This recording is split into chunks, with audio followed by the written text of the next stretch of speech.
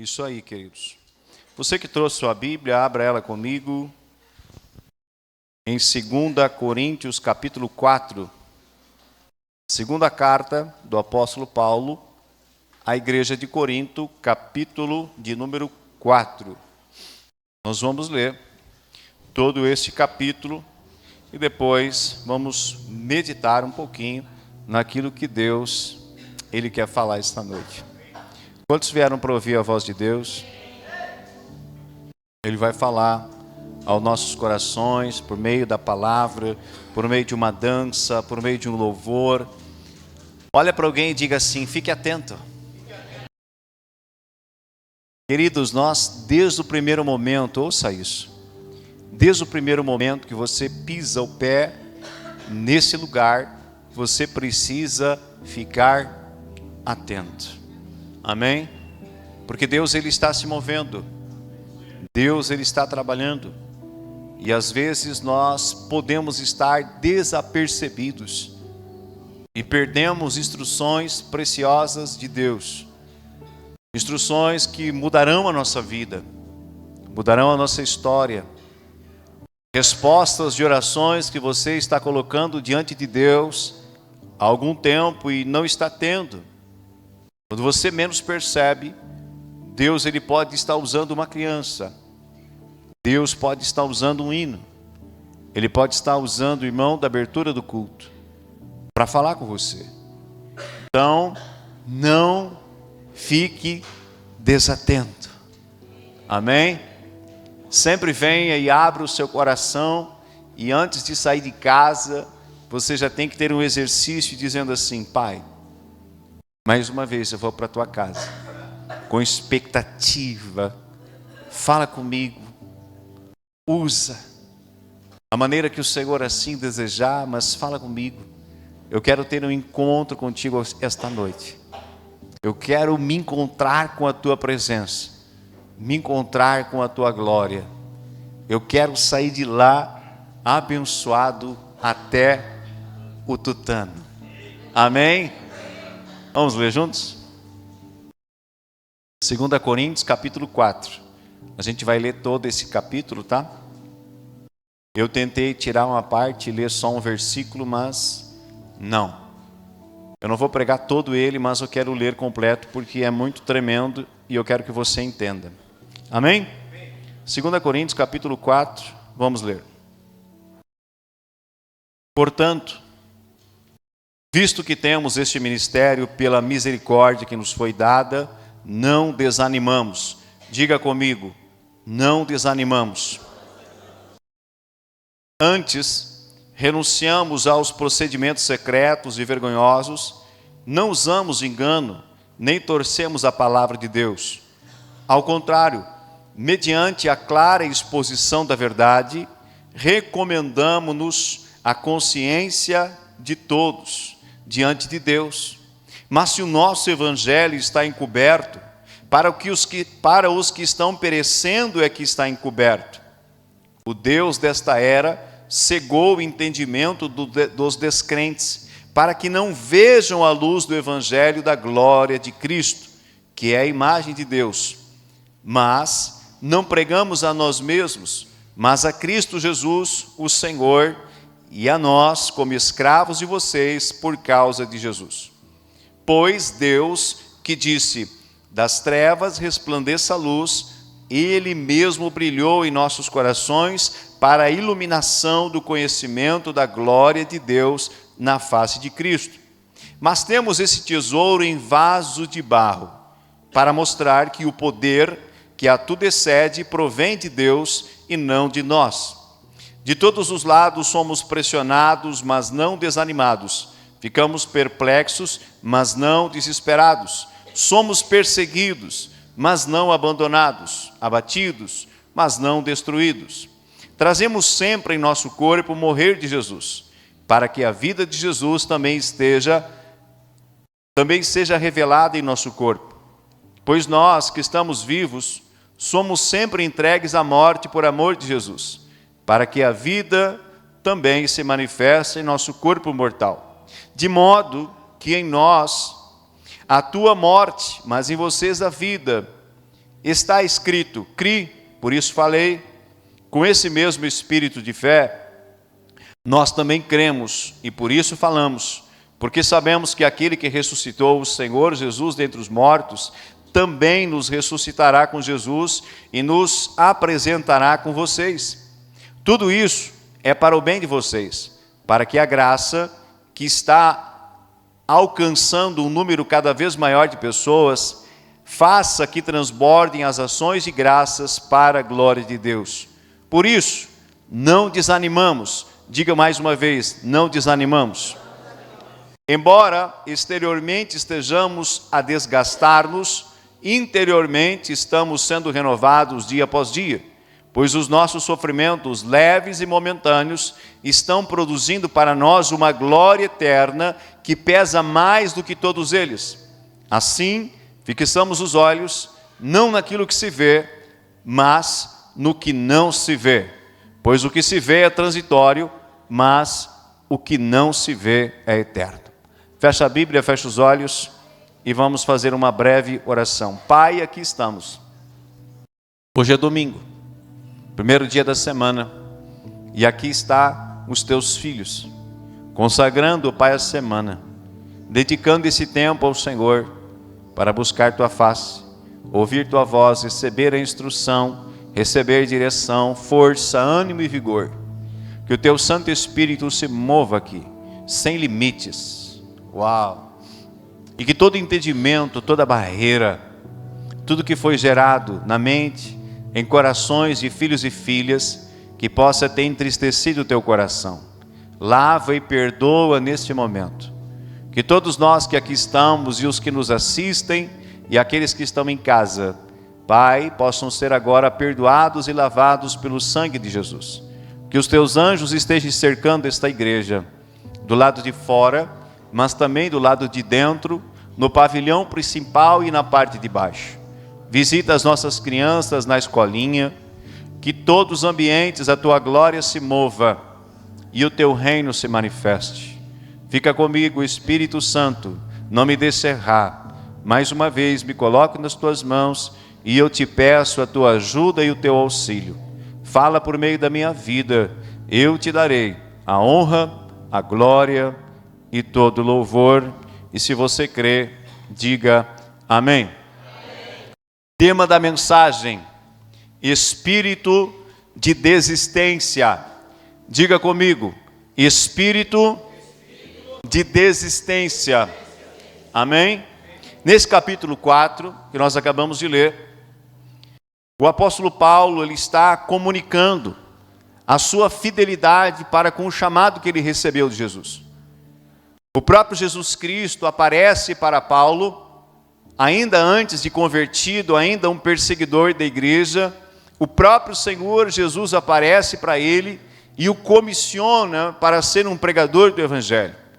Então Paulo, ele tem um encontro, ele muda de vida, ele muda de rota, e de um perseguidor agora ele passa a ser um discípulo de Jesus, um pregador do Evangelho. Alguém que outrora perseguia, agora está defendendo. Alguém que outrora matava os cristãos, agora está entregando a sua própria vida por amor a Cristo, para que outros também conheçam a Cristo como Senhor e Salvador das suas vidas. Então ele está escrevendo para a igreja, e ele está dizendo para eles: eu tenho permanecido fiel ao chamado que Deus me deu. No primeiro momento é isso que ele fala, da sua fidelidade para com o Senhor, em todos os momentos da sua vida. E ele vai exaltar também o Senhor, pois ele sabia que o poder e a excelência do ministério dele não vinham dele. O ministério do apóstolo Paulo foi um dos maiores ministérios se nós compararmos com os demais apóstolos do Cordeiro. Paulo teve mais proeminência, teve mais alcance, abriu mais igrejas, instituiu muitas viagens missionárias. Se você comparar, ele foi aquele que se destacou mais. Mas ele não deixou esse destaque, ele não deixou esse orgulho, ele não deixou a sua grande conquista entrar no seu coração em forma de orgulho. Ele se manteve reconhecendo que o poder e a excelência para tudo aquilo que estava acontecendo tinha uma fonte. Era o Senhor. Na vida dele, por meio da vida dele. Então ele sempre dava a glória ao Senhor. Ele reconhecia isso. E esta é uma característica do verdadeiro cristão. Diga comigo, esta é uma característica de um verdadeiro cristão. Ele nunca vai querer tomar a glória de Deus para ele.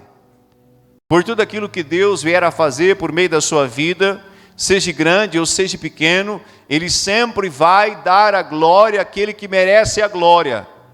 O Senhor, o Rei da glória. Se você concorda, eu quero que você aplauda bem forte o Senhor esta noite. Então Paulo, ele sabia que ele era apenas um vaso de barro. Ele usa essa expressão, eu sou um vaso de barro.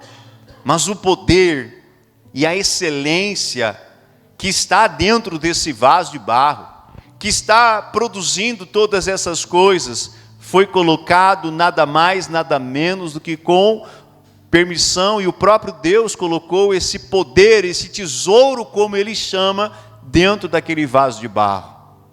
Eu e você somos casas espirituais. Eu e você somos vasos de barro na mão do oleiro. E assim como Paulo, ele foi cheio do Espírito Santo e começou a produzir, começou a operar, a vontade de Deus continua sendo a mesma. Deus continua olhando para a terra e tentando achar corações dispostos, vasos abertos, dispostos a se entregar para Ele e dizer: me enche do teu Espírito, porque eu quero cooperar com você. Quantos estão assim essa noite aqui?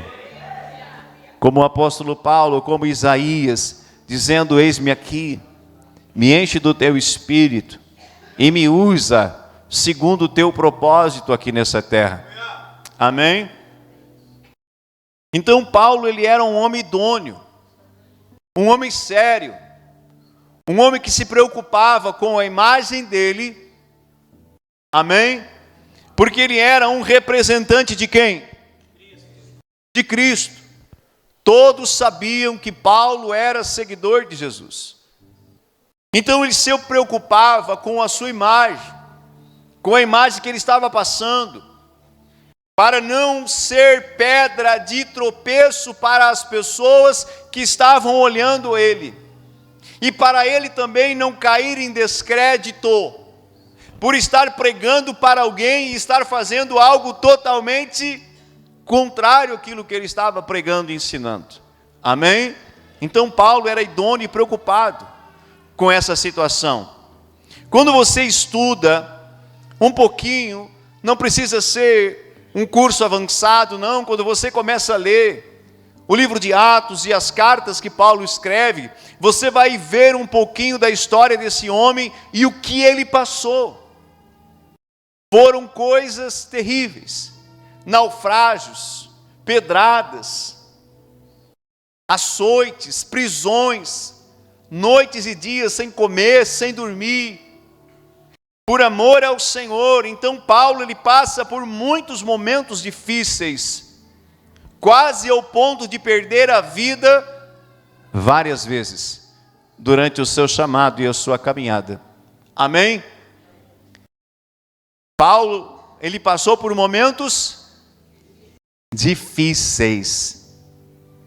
Olha para o irmão do teu lado e diga assim: os momentos difíceis vêm para todos.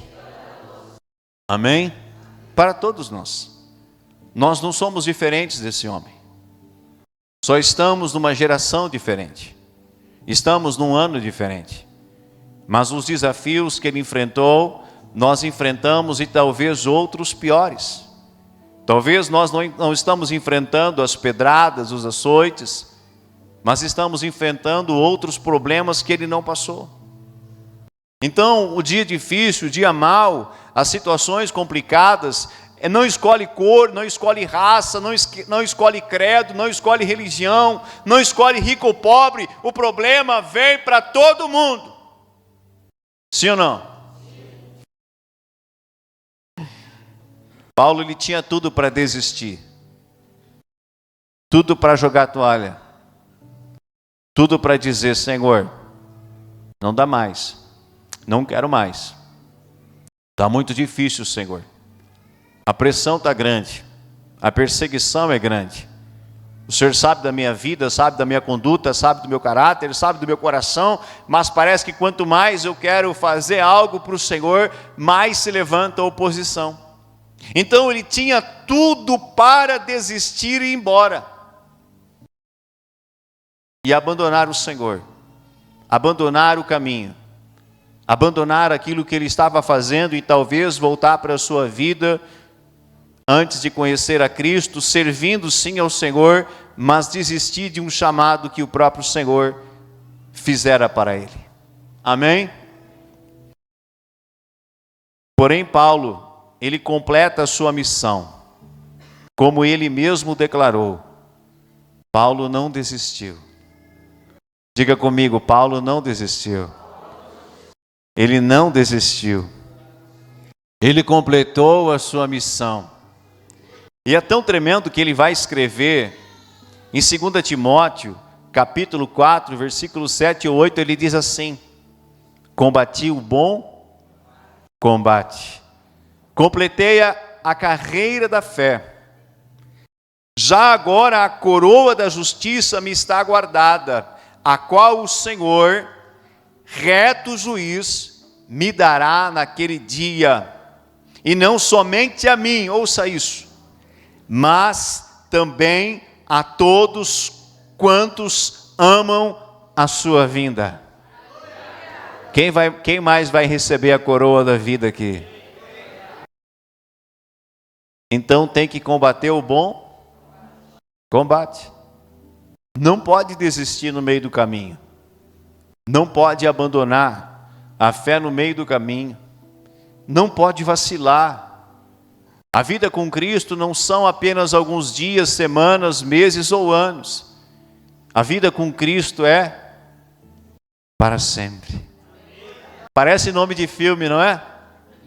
Para sempre. Mas é verdade. E Paulo entendeu isso. Por mais que os problemas vieram, ele não desistiu e ele combateu o bom combate. Por que eu estou falando desse homem? Porque ele deixou diga bem alto, legado de coisas boas. Por isso que nós estamos falando desse homem. Porque ele é um exemplo, assim como Cristo, assim como tantos outros. Ele não desistiu.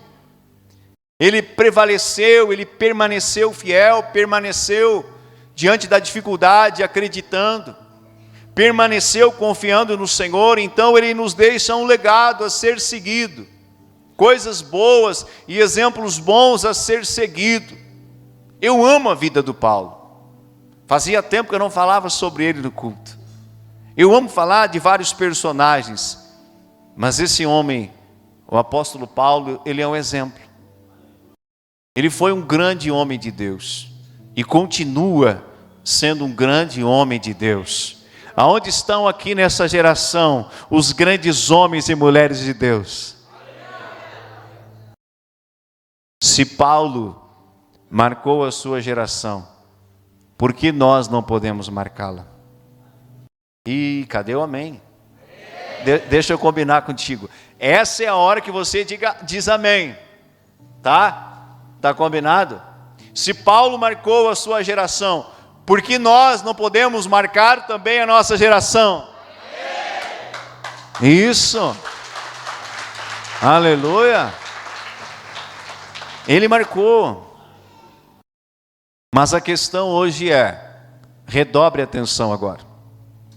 Mas a questão hoje que tipo de legado nós estamos deixando para os nossos filhos e para as pessoas que nos conhecem, que convivem conosco? Que tipo de legado nós estamos deixando? Quando elas ouvem o nosso nome, o que elas lembram? Qual é a imagem que elas têm de você e de mim? O que vem à memória delas? Todos nós estamos escrevendo uma história todos os dias. Uma história na vida de pessoas, uma história na vida dos familiares, uma história na vida de amigos e filhos na fé. Todos nós estamos deixando um legado. Mas o legado, a história, a comunicação que nós estamos passando, ela pode ser boa ou ruim. Nesse caso aqui, o legado de Paulo foi bom. Mas eu poderia pegar dentro da Bíblia legados ruins, exemplos ruins e compartilhar com você. Mas não é o foco hoje. Amém? Quero dar seguimento aqui. Então, querido, nós estamos concluindo aquilo que recebemos para fazer ou estamos desistindo? Qual é o tema da mensagem? Espírito de desistência. E aqui eu começo a pregar. Até agora foi introdução. Agora eu começo a pregar. O que nós estamos fazendo com aquilo que temos recebendo de Deus para executar? Nós estamos concluindo ou estamos desistindo? O que vem à nossa mão para fazer? Não só dentro do reino de Deus, da igreja. Isso é mais além. Isso é no seu dia a dia, no seu cotidiano, em tantas áreas. Essa palavra ela pode ser encaixada. O que nós estamos fazendo com aquilo que estamos recebendo para fazer? Nós concluímos ou diante das dificuldades nós desistimos? Essa é a questão. E essa é o cerne da palavra. Quem é você? Um desistente? Ou alguém que passa a linha de chegada? Não importa qual a posição que você vai passar. Quando você olha uma maratona, por exemplo, aquela faixa de linha de chegada, ela está ali para muitos. Importante é você chegar. Olha para alguém perto de você e diga: o importante é chegar no final. Não adianta largar bem. Não adianta sair correndo que nem louco no início. Depois de 5 quilômetros, tá?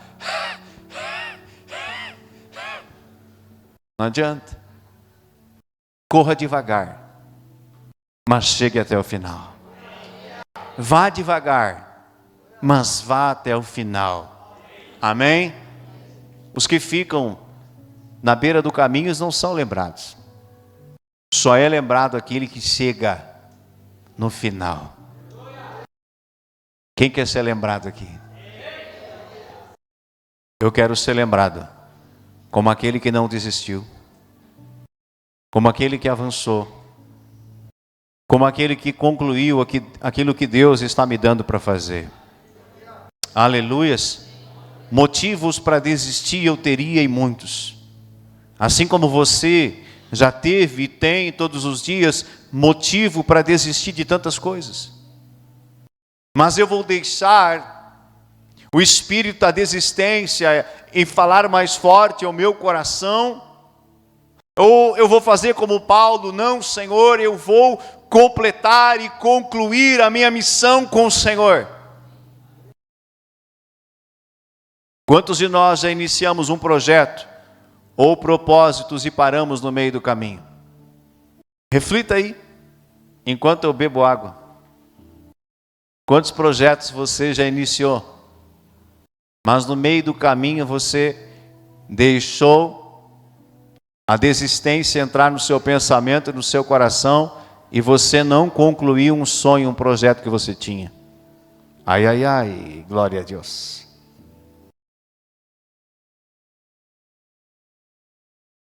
O cemitério está cheio de sonhos. No cemitério há médicos, professores, empresários. O cemitério é um lugar cheio de sonhos que não foram concluídos. Você sabia disso? Porque pessoas desistiram no meio do caminho de objetivos que elas tinham como ser humano e como filho de Deus. E nessa noite Deus está falando com você. Nessa noite Deus está falando comigo, Deus está falando com a igreja. Eu e você temos que chegar até o final. Nós não podemos entrar na estatística daqueles que desistem. São mais aqueles que desistem do que aqueles que vão até o final. Eu não quero somar na estatística dos desistentes. Eu quero aumentar a estatística daqueles que vão até o fim. Eu gostei desse aleluia. Eu gostei da sua expressão. Queridos, nossa desistência, ouça isso. Nossa desistência tem nos roubado de alcançar muitas conquistas e oportunidades na vida. E às vezes nós estamos colocando a culpa nos outros. Não coloque a culpa em ninguém. Deus só melhor. Amém? Permaneça firme. Permaneça constante. Nossa desistência tem nos roubado de alcançar muitas conquistas, muitas oportunidades na nossa vida. Sejam elas no âmbito profissional, familiar, financeiro, ministerial e assim por diante.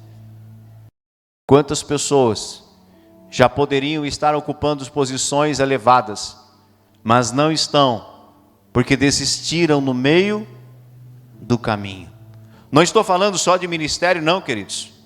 Estou falando de tantas coisas, realização profissional, família, finanças, enfim, quantas coisas você já poderia ter conquistado na sua vida, mas no meio do caminho da dificuldade, da pressão, você desistiu. Por medo, por se sentir incapaz, por ouvir a voz do diabo, ouvir a voz do medo, dizendo, não, isso não é para você, isso é grande demais.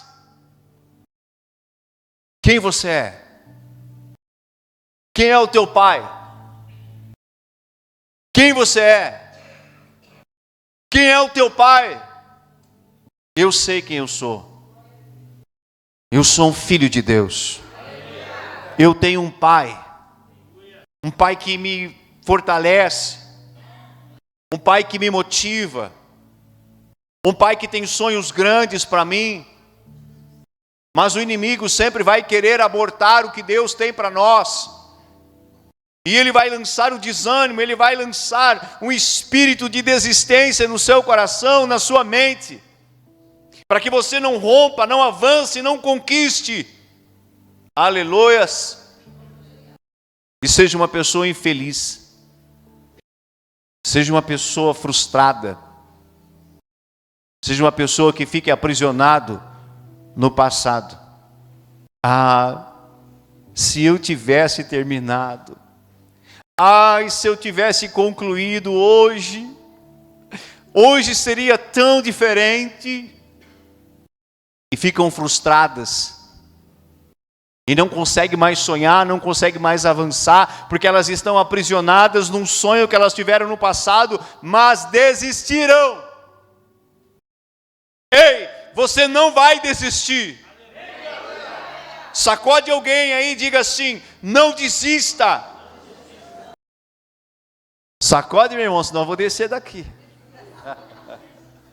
E vou aí sacudir. Aleluia. Não desista. E o pior de tudo, geralmente, essas pessoas que elas desistem dos seus objetivos, elas não conhecem o sabor da vitória. Você sabia que a vitória tem um sabor? Não é aquele hino, né? Sabor de mel, não. Mas a vitória tem um sabor.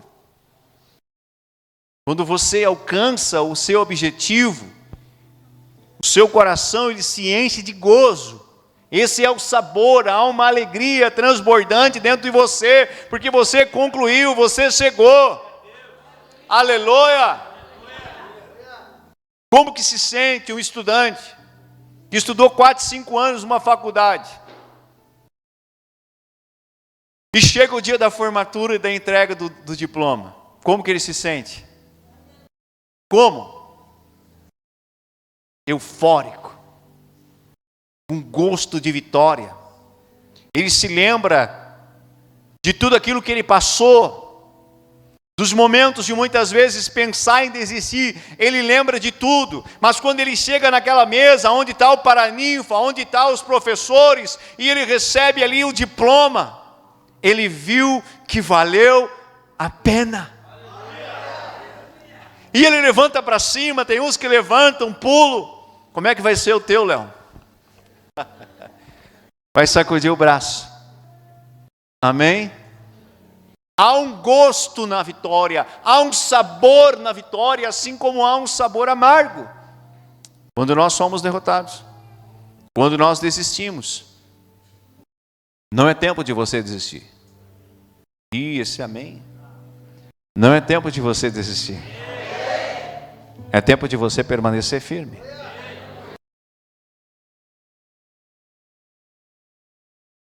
E além de não experimentar, não provar o sabor da vitória, pessoas assim que desistem fácil, elas não conseguem se alegrar com a conquista de alguém. Você já percebeu isso? Aí você conta uma vitória sua,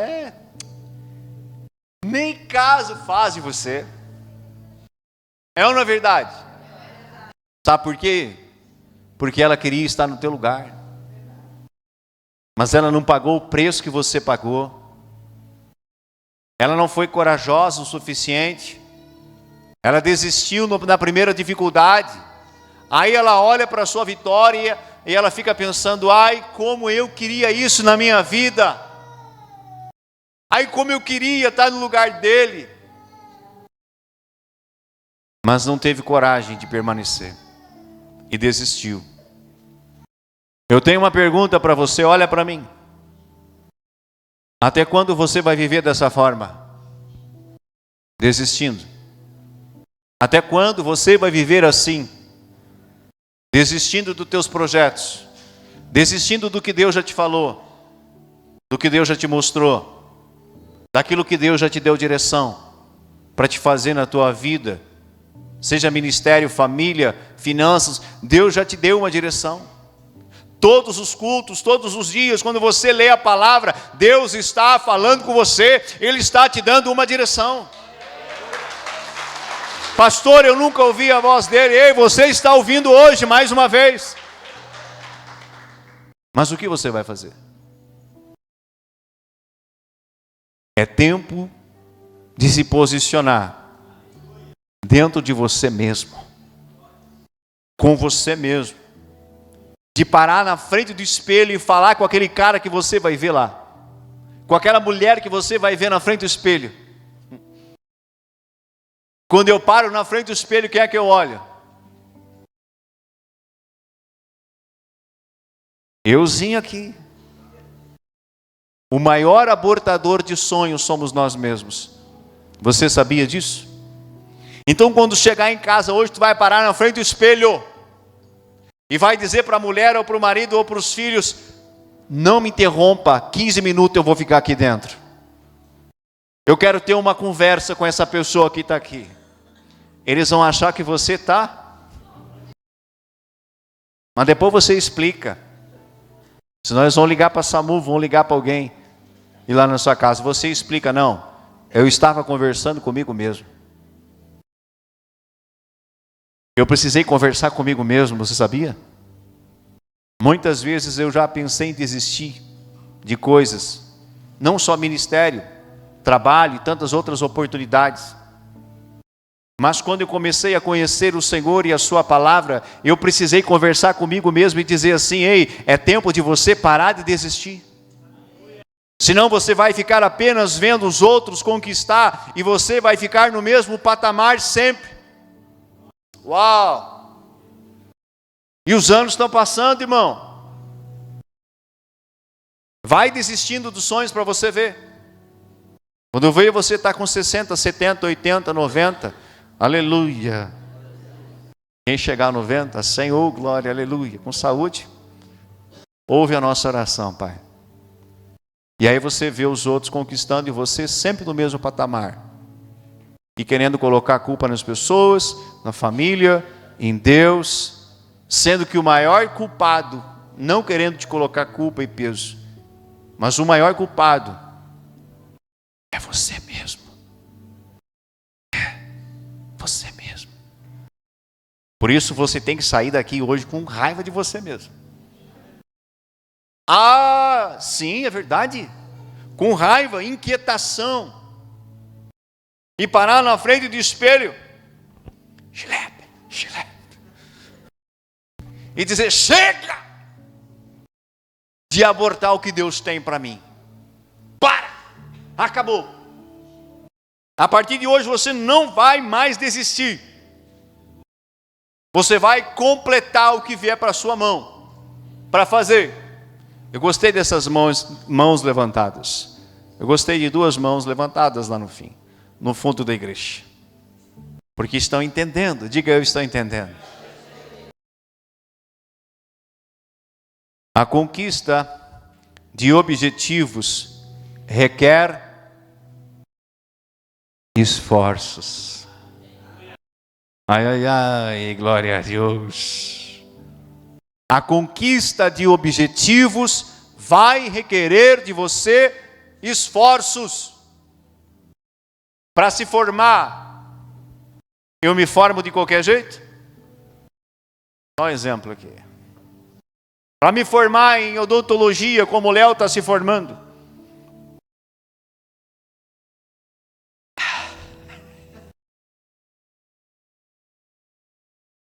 Vai cair o certificado de odontologia do céu? Não vai. Quantos anos é a faculdade de odonto? 5,5. Ai. Glória a Deus. Requer esforço. A conquista de objetivos e sonhos na sua vida vai requerer esforços de você. Mas quando entra a questão do esforço, parece que a gente luta contra isso. É ou não é? A gente quer as coisas cômodas. Não é assim, irmão? A gente quer aquilo que é fácil.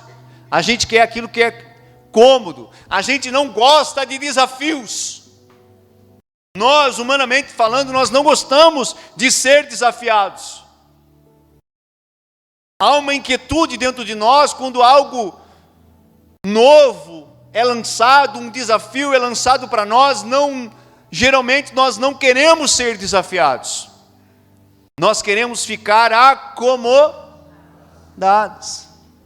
Não, aqui está bom. Não, do jeito que está indo está bom. Para nós alugar a parte de baixo, estabelecer tudo que nós estamos estabelecendo, requereu o quê? Um objetivo e um esforço.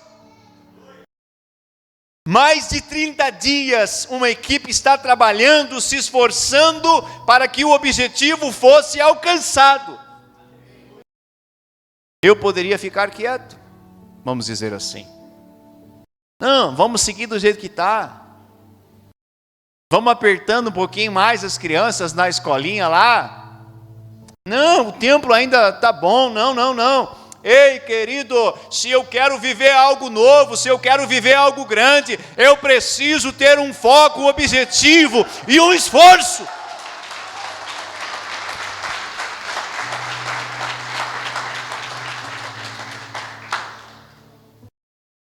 Teve dias, não falando para orgulho e vaidade, teve muita gente que está trabalhando e ainda tem gente trabalhando. Mas teve um dia que eu queria completar uma tarefa, que eu levei o filho para a escola, 11h10 tinha que pegar, eu botei o relógio, o despertador do celular despertar 10h30, aí 10h40 troquei a roupa, peguei ele, mandei mensagem para a esposa dizendo, não me espera para almoçar. Era uma quarta-feira. Eu só vou largar o filho em casa e vou voltar para a igreja porque eu quero completar o meu objetivo hoje. Você acha que o meu físico não queria desistir? Que o meu eu não queria dizer, não, vai para casa, vai almoçar. Vai lá e faz a digestão. Como eu gosto de fazer a digestão. Sabe como eu gosto de fazer a digestão? Não chego a dormir, mas eu me deito. Amém? Eu termino de almoçar e geralmente eu empurro o prato e vou para o quarto do fundo e lá tem aquele sol gostoso, nesse período do inverno maravilhoso, aquele quarto é quentinho, eu me atiro lá e fico encostado assim, fazendo a digestão uns 40 minutos. Isso é o bom, é saudável, amém? Então a cabeça pensando, mas eu tinha um propósito, eu tinha um foco, eu tinha um objetivo. Concluí aquela missão naquela quarta-feira. Aí eu estou chegando em casa, 18 horas da noite. O meu telefone toca e eu já imaginei, é a mulher. Ligando, perguntando, que hora você vai vir para casa? Nem atendi, quando eu chego assim eu olho. Eu disse, sabia que era ela. Porque já estava preocupada, porque que hora você vai vir, é dia de culto, você tem que tomar banho, ou você já vai ficar direto aí? Quando eu entrei em casa, era quase 7 horas da noite, ela disse, eu pensei que você já ia ficar direto. Eu disse, não, estou fedendo, eu preciso de um banho. Amém?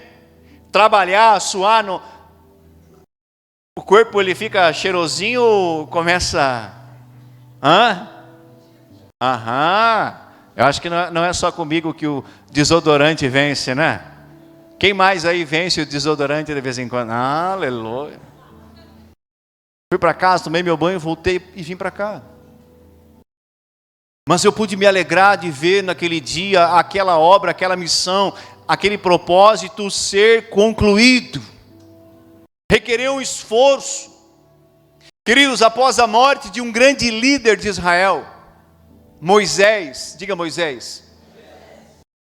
Depois que Moisés morre, quem Deus chama para ocupar o lugar dele, pois a promessa ainda não havia se estabelecido. Deus havia prometido para o povo de Israel que Deus levaria eles para uma terra espaçosa, deleitosa, onde eles poderiam criar os seus gados, ter as suas famílias, seus filhos, prosperar na terra. A promessa não havia ainda se estabelecido. Então Deus vai chamar um homem chamado Josué. Diga Josué. E o que Deus disse para Josué? Bem alto, Daiane. Mais alto, Daiane. O Senhor diz 3 vezes para ele. Não foi uma. Foram 3 vezes. O Senhor chega em Josué e diz: teu servo Moisés é morto. Agora é com você, Josué. Eu te escolhi. Você vai fazer esse povo herdar a terra da promessa. Tão somente esforça-te e tenha bom ânimo. Porque assim como fui com Moisés, eu serei contigo. 3 vezes o Senhor pediu para ele: tão somente esforça-te e tenha muito bom ânimo. Diga esforço, diga bom ânimo. Desistir é mais cômodo do que lutar. É ou não é verdade? Desistir é mais cômodo. É mais fácil. Você não precisa lutar, você não precisa de esforço. É mais fácil desistir. Sim ou não? O covarde desiste facilmente. Porém, aquele que é corajoso não foge da luta. Quem é você? Até o hino, né? Do Brasil, verás que um filho teu não foge à luta. Quantos mais são brasileiros aqui? Verás que um filho teu não foge à luta. Você sabe que tipo de espírito Deus nos deu? Quem sabe? Eu vou ler o versículo completo para você ouvir. Que tipo de espírito Deus te deu? Que tipo de espírito habita dentro de você? Se você aceitou a Cristo, abriu o seu coração, Deus enviou um presente para morar dentro de você. Que espírito é esse? O Espírito Santo. 2 Timóteo 1,7 diz: pois Deus não nos deu espírito de covardia, mas de poder, amor e equilíbrio. Amém. Deus não nos deu espírito de covardia, de desistência, de desânimo. Não. Nos deu espírito de poder. Você já viu Deus desistir de alguma coisa? Jesus desistiu de alguma coisa? Por mais que ele enfrentou dias difíceis, aonde ele chegou diante do Pai e disse: Pai, se for possível, passa de mim este cálice, contudo, seja feita a tua vontade. Ele sabia o que ele iria enfrentar, mas ele não foi covarde. Ele foi corajoso. Tem um corajoso ou uma corajosa sentada perto de você? Procura aí, procura. Se não tem, olha para o apóstolo Paulo. Tu achou que eu ia falar, olha para cá, né? Aleluia. Do que você está pensando em desistir? Ou já desistiu? Redobre a atenção, por favor. Do sonho que você tinha em se formar? De se casar ou do seu próprio casamento atual? Da sua cura, você que está enfermo? De lutar pelos seus filhos? Do sonho de uma empresa própria? Do seu chamado ministerial? De uma liderança que Deus te comissionou? Seja no altar, seja numa célula? Do que você está pensando ou pensou ou já desistiu? Da salvação de alguém? Do que você está desistindo ou pensando em desistir? Do que, meu irmão? Desistir ou lutar é uma decisão que só cabe a cada um de nós. É nós que vamos escolher se nós vamos desistir ou se nós vamos lutar. Eu não tenho poder de fazer você lutar. O que eu posso é trazer a mensagem e orar e jejuar por você. Mas a decisão de continuar desistindo e não conquistando e vendo os outros conquistar, ou de se posicionar e lutar, é sua. Não há como transferir isso para outras pessoas. É uma escolha pessoal. Não se esqueça, o resultado final vai depender da sua escolha. Amém? O resultado final vai depender da sua escolha. Vai depender da sua atitude. Finalizando. Quantos assistiram um jogo de voleibol hoje de manhã? Levanta a mão. Ai, pastor, você assiste jogos de vôlei? Assisto. Da seleção brasileira ainda. Hoje de manhã, enquanto eu fazia o guisado do pastel, diga aleluia, eu assisti o jogo da seleção brasileira de vôlei pré-olímpico. Pensa no jogão e multiplica. O Brasil perdeu o primeiro set, foi para o segundo e ganhou de lavada. Foi para o terceiro e deu mais um pau no time da República Tcheca. Foram para o quarto set, perderam. Aí vem qual set? Quinto, né? Ou sete de desempate, chamado de... Ninguém mais fez educação física na escola? Não tinha voleibol aqui em Rosário? Aleluia! Diga tie break. Culto também é cultura. Aprendizado. Tie break. Queridos, foi empolgante. Estava 12-8 para a República Tcheca. Ou seja, 3 pontos eles fechavam os 7 e ganhavam a partida. Se você olhar, era quase impossível de reverter aquele placar. Mas daí alguém se posicionou, um jogador brasileiro se posicionou, um jovem por nome Darlan,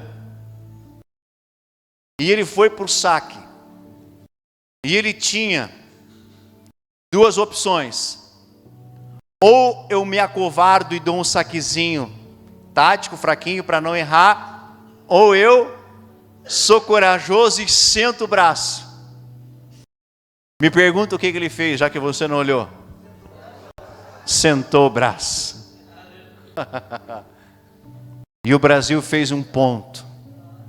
E aquele homem motivou todo o time dele. E a torcida. Ele inflamou o coração deles. Ele não parou no ouvido de cada um deles e disse: não desista, não desista, vamos lá, vai dar. Não. Ele fez aquele ponto e saiu assim, ó. Deixa eu largar aqui para não estragar.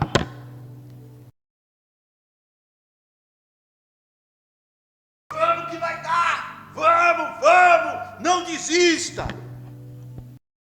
E eu olhei aquilo e disse: uau! Esse era um cara que eu queria na minha equipe. Uau! Inflamou o coração do time.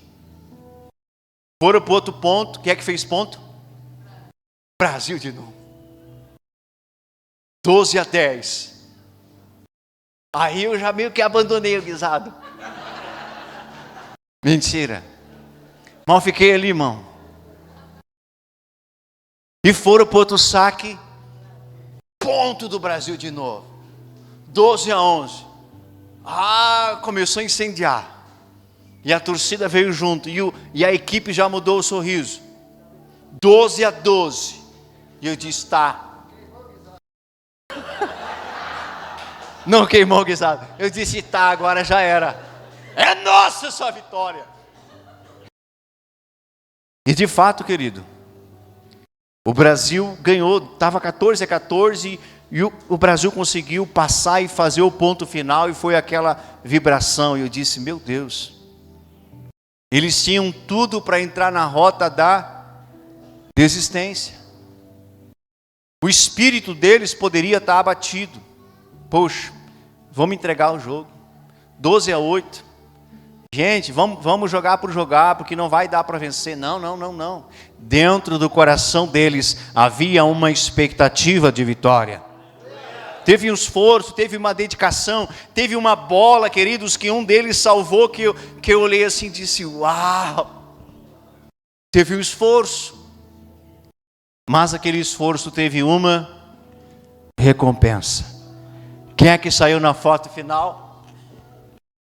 Quem é que saiu na foto final? O time vencedor ou perdedor? Quem é que quer sair na foto final? Então se coloque de pé em nome de Jesus.